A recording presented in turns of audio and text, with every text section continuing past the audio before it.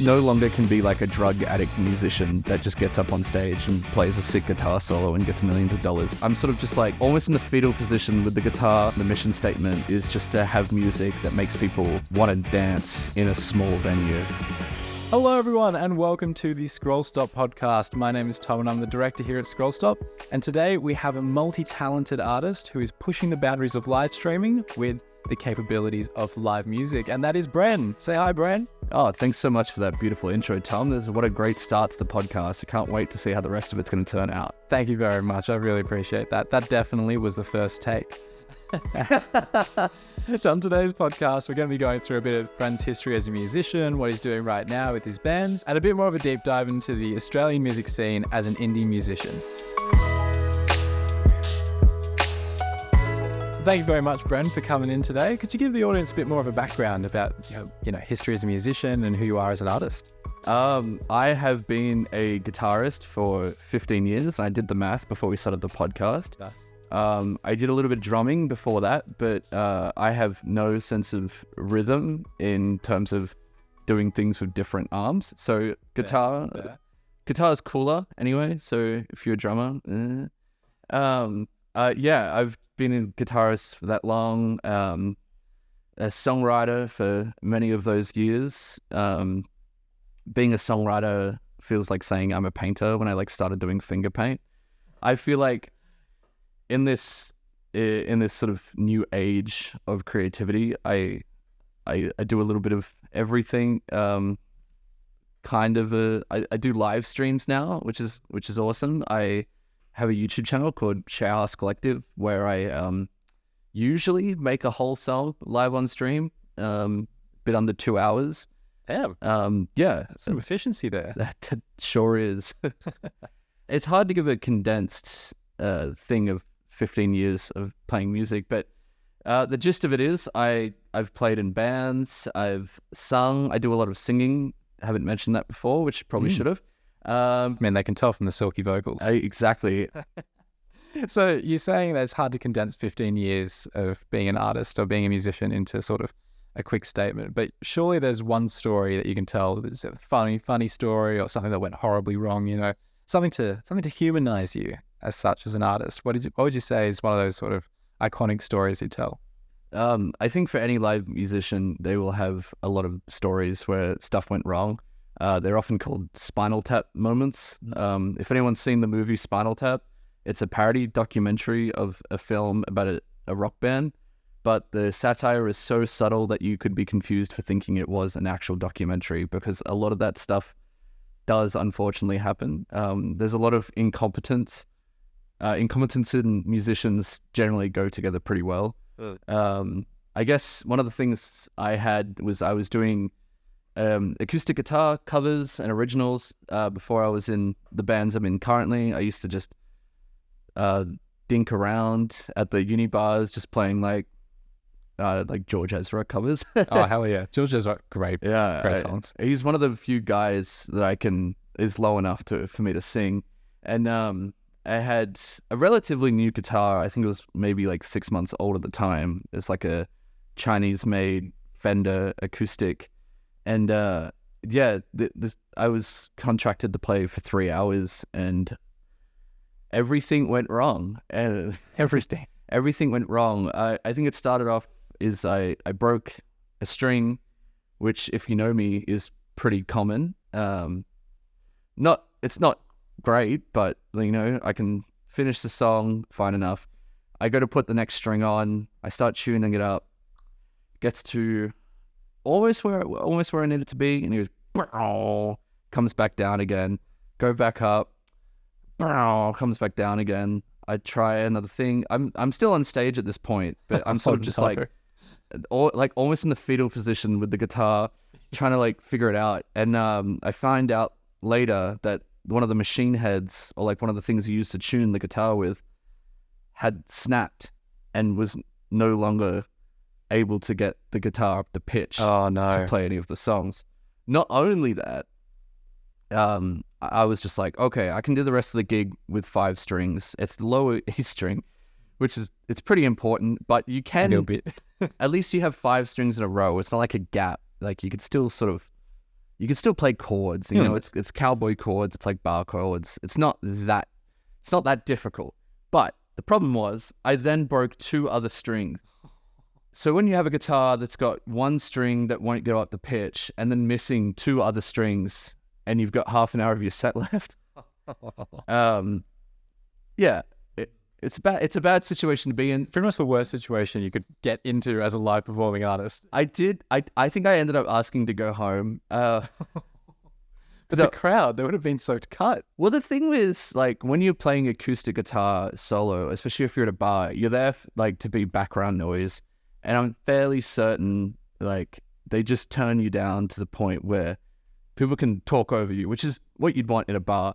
But it ends up meaning that no one even noticed that I broke a string. But you know, that just shows you're a professional artist. It wasn't like a big hoo-ha. It was just absolutely, it was just the music. It kept on going on. Yeah, you put on the house music, no one would even notice because I'm that good. Yeah. It just blends in. It's just, it's seamless. Give me 2 strings, I'll figure it out. I mean, power chords, right? It's just right, exactly right. Real bass power chords on the G and the B string. That's it's what everyone wants to hear. Exactly right. So you know, you've got quite a bit of performing experience under your belt. You've performed with multiple bands over the years, and you've got, what is it, 2 at the moment going on? Yes, 2 with possibility for a 3rd. A lot of what I write, and my main band, Rat Public, really, really good band. It's very punk. The motto and the mission statement is just to have music that's really high energy that makes people want to dance in a small venue. Like when I was, before the band started, we were going to bands, seeing bands like Johnny Hunter, that's in the Sydney music scene, Mac the Knife, Organs, 3 incredible live bands. And when I saw them, I was like, the crowd feels a certain way because of this music, and it's not necessarily like the aesthetics or the sound of the music, but it's the energy that's been given into it, and that's what I wanted to create. And the music's like a lot of distorted guitars. It's guitar forward. It's yelly vocals. It's choruses that you can chant along to, and the whole thing is to. My goal is to get people to feel like they want to, like, I don't know, throw a fist, like dance badly, you know. Get the energy out, you know. Yeah. It's very what's the word? Cathartic. Yeah, I was going to say that. You can actually listen to a few of it on Spotify and all of your favorite streaming platforms. Is that right? You can. We have 2 songs out now. We've got Break, which is very tense, and it's got a cool guitar solo in it. And we've got My Face, which is also a lovely song. It's like 2 chords, but it's kind of more straight ahead rock and roll. Nice catchy chorus. Tom worked on both the videos. I did. He did an excellent job at shooting, even like in the wee hours of the night. And we also have a 3rd song coming out when I decide to put the finishing touches on the mix and submit it to our distribution service. And then that will be called Barricade, and it's probably one of my favorite songs to play live in the set because it's very energetic. It's quite dynamic, and it's got lots of unexpected changes that sort of catches you by surprise the first time you listen to it. Wow, I'm very excited to hear it. Like, very soon. Is that going to be happening soon? I don't know. I guess what you have to do is follow Rat Public on Instagram. You have to follow us on Facebook. There it is. And then you can feel like you've discovered that information on yourself. You know what I mean? Exactly. And then when Rat Public becomes a huge figure in the Sydney music scene, you can be like, you know what?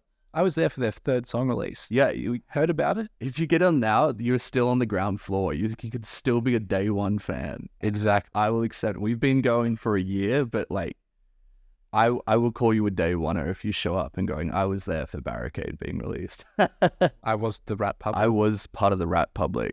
Yeah, because we are Rat Public, but you guys are the Rat Public. Thank you for the distinction. I'm glad it's very clear. Absolutely. Yeah. So you guys have been doing a few live gigs here and there. How have you found that experience, like working with venues as sort of, you know, an early stage band, trying to get your name out there? I'd say it's quite difficult. It's probably one of the things about the Sydney music scene, at least, I wish was a bit better. I think COVID took a big hit. Venues are less willing to take risks on newer bands. A lot of the established bands that survived the pandemic are doing very well. And some of the newer bands, it's mainly about the network that you can develop. So if you're an aspiring musician or an aspiring band, go up to other bands and talk to them. Most of them are very, very happy to talk. I love talking about my music. I love talking at the end of a gig, even though my voice is usually shot by the end of a gig. I would say some of the best friendships we've gotten from other bands has been through just talking to them and meeting up with people, and you get to find... It's like making friends. I always... to me, it's like equivalent to like a soccer team. You know what I mean? Except you have to organize your own games. Yeah. But there's plenty of great venues that are happy to give bands their first shot. I know Kelly's on King. There's a venue upstairs called Bootleggers. They're always very helpful. Like, they gave us our first show, and they have a lovely sound guy named Mark. And then there's another thing, the Music and Booze Company run. I think they also do Kelly's, but they have a thing every month at the Great Club, which is in Marrickville. They do a thing called Local Produce. One of my newer bands is actually going to play there next month. Very exciting. Yeah, Spike Derby. We're having our first show at the Great Club. Rap Public's second show was at the Great Club as well for the same thing. And that's really cool because you end up just being in a room with like 5 other bands for 2 hours because they don't have a green room. So you end up just like chatting and having a little time eating chips together. So I think that's like that's really positive. I think one of the things that you just got to be careful about when booking gigs is just trying to keep that momentum up. Yeah. Don't be afraid to cold email, because I tell you 100 other bands have already cold emailed them. They're very used to it. If they don't, they won't yell at you. The least you'll get is a non-reply. Yeah. I think, yeah, you might as well, because I like, we've ended up inadvertently emailing the same guy like 10 times because he just runs multiple venues. Yeah. But like, who cares, you know? I think the main thing is you just want to get, if you're starting out, just try and get on those support slots, and then just be posting a lot to social media. I think another thing, I'm going to say this unprompted, but if you want, I think like most musicians these days have to take on an influencer role. Oh, definitely. To be successful. Like, your branding and aesthetic is super important. So if you have any friends that do training in graphic design and need to bulk up their portfolio, give them a little nudge. Give them a nudge, yeah. If you want to learn Photoshop, your band's a great opportunity to learn. You just slap on text and you get that punky DIY feel, or you can get something more chic and cool. And it's really fun to set up your own branding. Yeah, for good or for real. But yeah, I guess that would be my advice if you're trying to get some shows in around the Sydney area. I don't know if it's different for other cities, but I can only speak on the city that I'm in. Yeah, I mean, that's what this is for. We want to hear about what's happening in Sydney. We want to find out the best way to go and how to grow all together. Yeah. Yeah, no, I really agree what you were saying with everyone has to be an influencer these days if you're trying to grow your platform. Social media is so important, especially looking towards video now as well, with TikTok and Instagram Reels being such, you know, high volume, high traffic areas for growth. Like, I feel like it's if you're not using it, you're years behind at this point. You've got to really get up there and stay keen. And if you are looking to figure out how to do video, Scrollstop's actually going to be launching some courses soon, so keep an eye out for that. But we'll keep that real quiet. We'll keep that just a little nugget in the middle of the shoot for now. But one new avenue of media which we haven't talked about yet, which you are delving into, is live streaming. Yeah. So you operate Sharehouse Collective. I do. As live streaming. Could you tell me a bit more about what the goal is there? Because that's blending music and live performance and music composition all in the one big mix. Yes, very much so. Sharehouse Collective, the longest username you'll ever see on YouTube. That's snappy. very snappy. Sharehouse Collective. Sharehouse is not a word, as I found out later. Sharehouse is 2 words that I've put together, and so that's why it wasn't a username beforehand. That makes sense. So Sharehouse Collective is my name. Well, the name I do a lot of stuff on the internet with. It's my YouTube channel, and we live stream. My main goal with that was I saw a lot of YouTube, and I saw a lot of mostly YouTube, right? Because there's no guitar stuff. It's all, if you go on TV, it's just singing. Like, everyone's just like, oh, they sing good. X Factor, Australian Idol. Yeah, you might see like a guy who can like do a loop pedal thing on Australia's Got Talent, and you'd be like, he's fine, I guess. So what I saw with a lot of music, YouTube channels, lots of music, internet, was that they're always just trying to like sell you a product or teach you how to produce. And I do agree that everyone needs to be a producer. Everyone needs to be an engineer if you're making music in the year 2024. You no longer can be like a drug addict musician that just gets up on stage and plays a sick guitar solo and gets millions of dollars. You have to be a social media influencer. You have to be an engineer. You have to be a producer. But what I saw was that a lot of guys, they were just being like, oh, is this the best interface for $250? Is this like, how good is this sub bass and this plugin? Can you do this? And a lot of it was based around sound design, which is good because we need to know sound design. But a lot of people weren't talking about the actual creative process.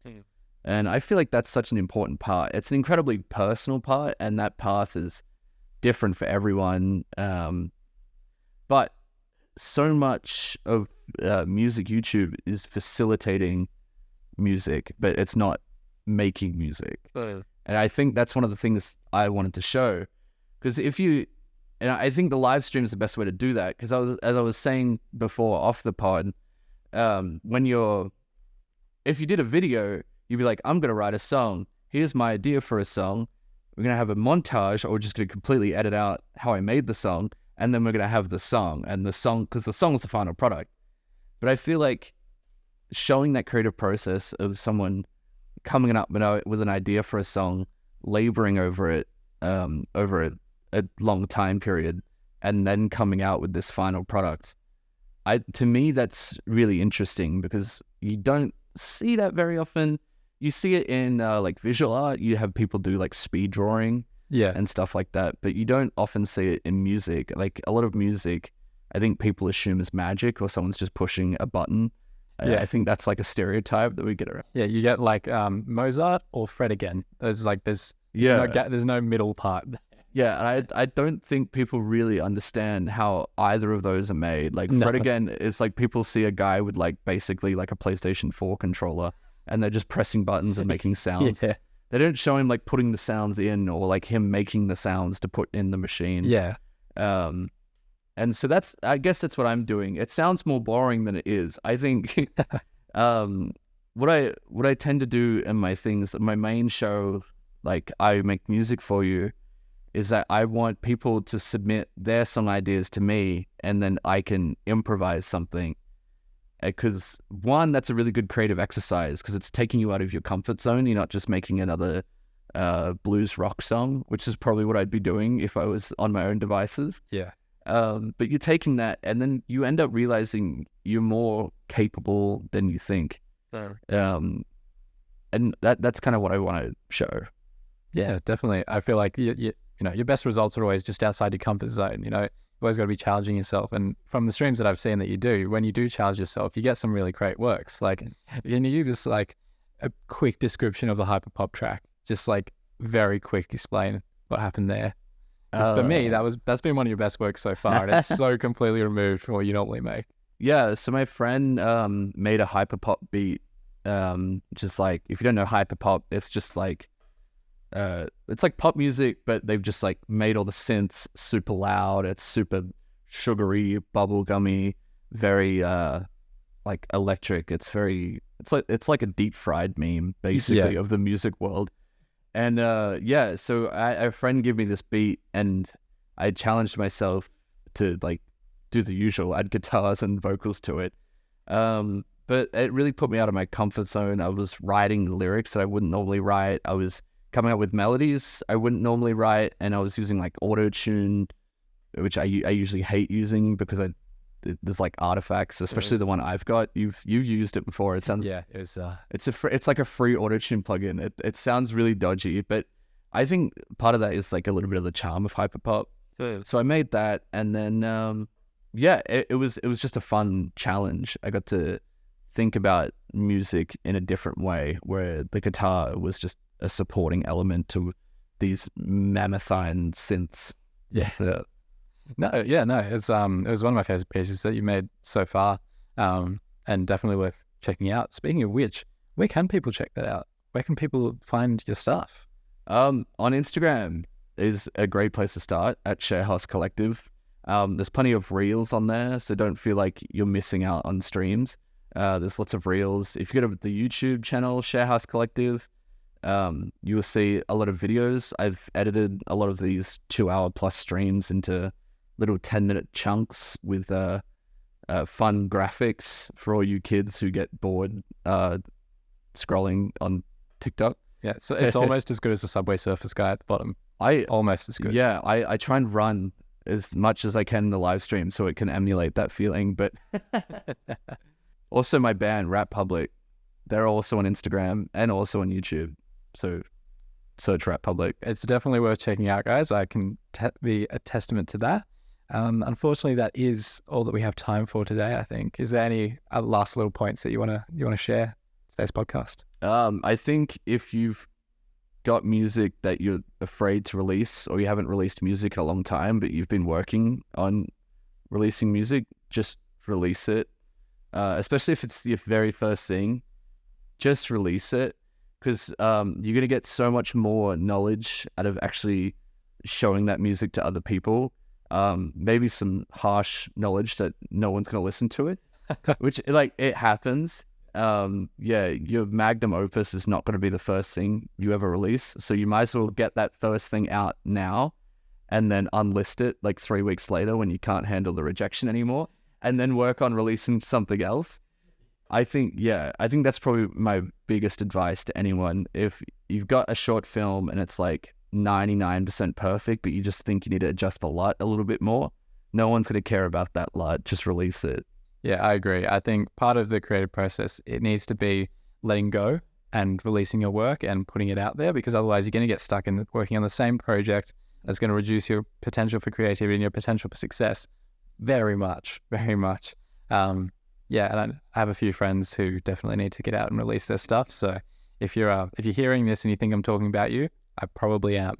Yeah, I mean, I did that with I had like a bunch of songs on acoustic guitar, and I was just like, I have no method for releasing this. This is really stupid. I have nothing. I ended up just recording them on my iPhone in like 1 or 2 takes, and then just putting them up on SoundCloud. And then I was like, now I can move on. It felt like, it's like almost like writing in a diary. It's just like, except now people can listen to it if you can find it, which you probably can't. But yeah, but it's that transition from projects. Yeah, it definitely helps. Exactly right. Thank you very much for coming on today, Bren. I really appreciate it. Thank you for having me. And yeah, we'll be back sometime soon with the next episode of the podcast with another mystery guest. Oh, mystery guests. You know how much I love those. We love those. So keep an eye on the socials, keep an eye on the Spotify, YouTube, SoundCloud, etc. And we'll see you very soon with the next one. See you later.